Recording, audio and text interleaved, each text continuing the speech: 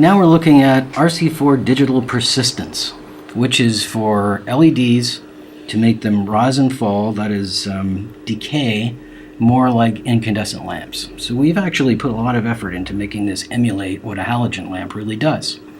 So the default, if you do the ISL slow curve, is the middle of the range that we've provided. It's often fine. It kind of looks like an MR11 or an MR16 halogen lamp, and I can show you that with a bump button on my console. That's, it's a fairly quick rise, which it always is, and then the decay time resembles a small halogen lamp. It makes the LED look much, much smoother. But suppose we want that to be a little bit longer.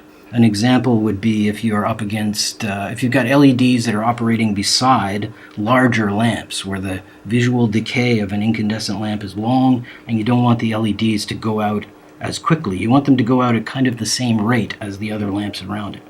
So we do this in the same method as setting PWM frequency, but we use set C and we cycle through, we use the set C button and we cycle through several different options, different speeds. So same as for PWM, you need streaming data. That means the buttons go into function mode, they're not in bump button mode. And you need to be looking at an ISL curve. So proceeding now, that is, we'll just look again at, that's the speed that we have. Now I'm gonna hold set C, it takes about 3 seconds to change. Hold that down, and we get a blink pattern that tells us which speed we got. And you'll see right below where you're watching this video, there's a chart. It tells you what the blink patterns are and what the times are. So now we've gone up a notch, and we'll see that is slower. And we have several increments of slower. Hold it down, and you see the pattern. That tells you what you're going to get. There was the pattern. And we'll bump it, and it's even slower. This is, by the way, super high resolution 16-bit dimming, so it's much, much smoother than you'll get if you were doing that on your console. And that's another reason to have this built into the dimmer. Let's move to the next one. That was our pattern. Now we're getting quite slow. And finally, this will be our slowest, I believe.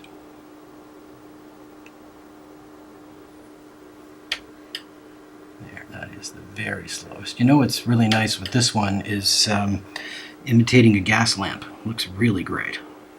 Now we will go to cycle around, and we'll be at the fastest, which is no smoothing at all. There we go, super fast.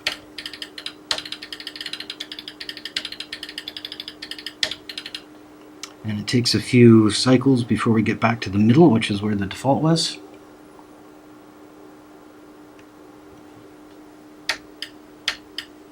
That's a nice one where you get the smoothing, but it's not as long. Kind of a nice option. If you were thinking about going to none at all, you might prefer the look of 1-up to a very fast, smooth.